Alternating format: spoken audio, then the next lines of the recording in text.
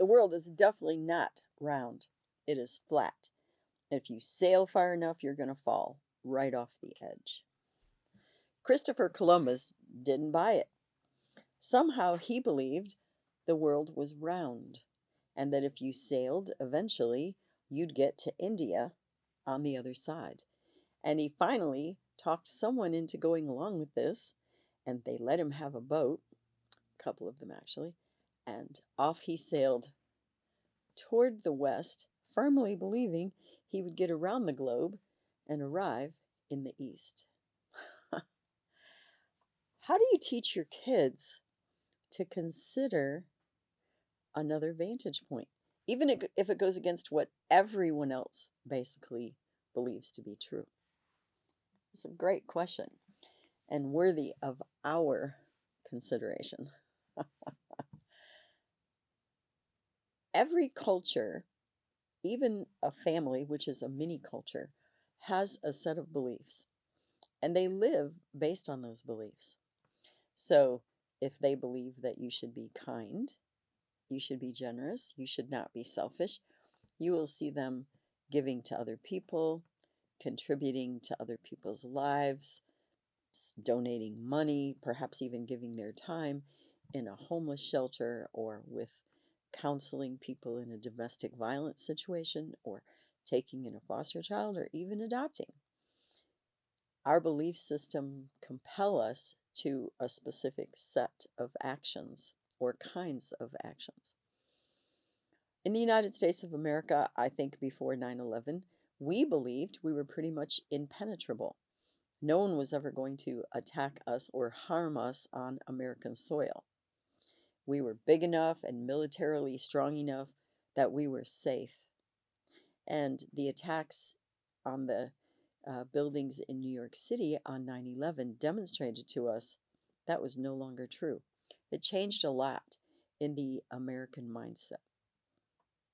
I want you to teach your child, to the best of your ability, that they need to consider this, whatever this is, that there are bigger viewpoints in the world. There are other ways of doing things. And people don't always think the same, look the same, act the same, and yet they're perfectly okay. Just because you're remarkably different than I am does not mean that you're wrong and I'm right. It also doesn't mean that you're right and I'm wrong. It means that we are different. And our lives get richer when we can listen respectfully to someone else's different vantage point and maybe even try to see it just a little bit. When my sons were 9 and 10, I took them to the Philippines. We lived in Bagong Barrio, a really, really poor, challenging kind of an environment. And I worked at the Great Smoky Mountain Dumps outside of Quezon, where little kids slept in the trash heaps. Because a couple of years of their life, I had received state assistance while I was going to nursing school.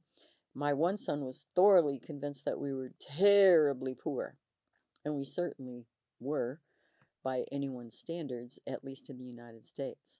But when he saw little kids who didn't have shoes, or a house, a bed, water to bathe in, much less water to drink, or toys, or any other thing, then he had to consider that he wasn't nearly as poor as he thought that he was. And he developed a much more thankful attitude. Yesterday, we talked about helping your children develop a mentally healthy attitude.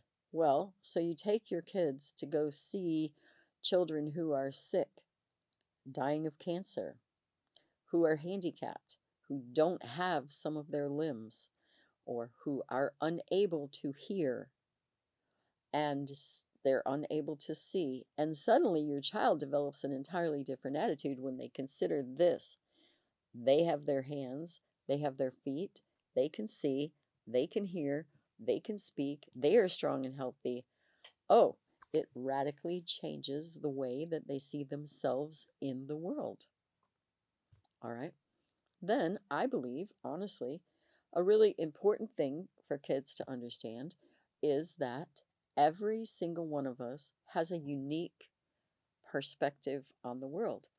They need to consider that someone who is very artistic when they are very athletic, someone who is very musical when they're a writer, or someone who is very, I guess I'll use the word cognitively challenged. In other words, someone who doesn't think the same way as they do. Perhaps they are somewhat mentally retarded, or perhaps they are brilliant, whichever end of the spectrum that is. And your child is just a normal, regular person who thinks in a pretty practical, down to earth, regular way. They're not worse or better, they're different. I think all of these things, when we consider them, they not only broaden our horizons externally, they broaden our horizons internally. And I think that's a really important thing. If you go back and consider the episode that I did on developing your inner world, all of us have the capacity to think and feel and develop ideas and consider strategies and coping mechanisms. We may not do that in a purposeful way, but you can actually teach your child to consider the world in a different way than they did before. And it expands their field of vision. It develops their appreciation of beauty in multiple forms. It also gives them a specific tool in their toolbox whereby they can appreciate and consider other things, other cultures, other people in a very unique and actually a very rewarding way. There's a guy named Bob Goff, Goff. You can look him up. He made a commitment to his kids that if they ever really wanted to do something, he would take them to do it. And he has taken them in a lot of places around the globe. Now his children are older and they have a deep appreciation for multiple cultures, all kinds of different people, and different ways of doing things. I had a student from Bhutan, which is a very small independent nation in the Himalayan mountains, not very well known because it's so small. And she had a lot of friends from Nepal, India, and I got to know a whole bunch of these kids when I was her adopted mom in the United States of America, her international mom. You know, I knew a lot about Asian cultures, and I knew, enough, quite a bit of stuff about Middle European cultures, Russia, the Ukraine, but I didn't have a lot of exposure before that to this specific group of Asian, some people call them, or Middle Eastern, some people call them, nations. And I can really say to you, it was very surprising sometimes and challenging occasionally to some of the things that I believed, but it was also very enriching. And now I can honestly say this to you almost 30 years later. I'm still friends with some of those young people who are now middle aged adults, and I'm a significantly older person too. It did, in fact, really enrich my life. If you can get your kids to consider being friends with someone outside of their normal group, in other words, they're a brown skinned person, whether that's a Latino or an African American, uh, and they're gonna say, yeah, I don't really hang with any whiteys. I mean, those people are not really my people.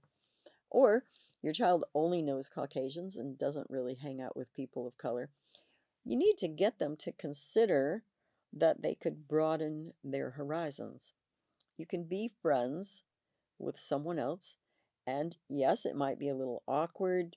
You don't understand them at the same level in the beginning, but it is a great learning experience, and honestly, it will help you to become a different and often a better human being because there are so many interesting cultures in the world.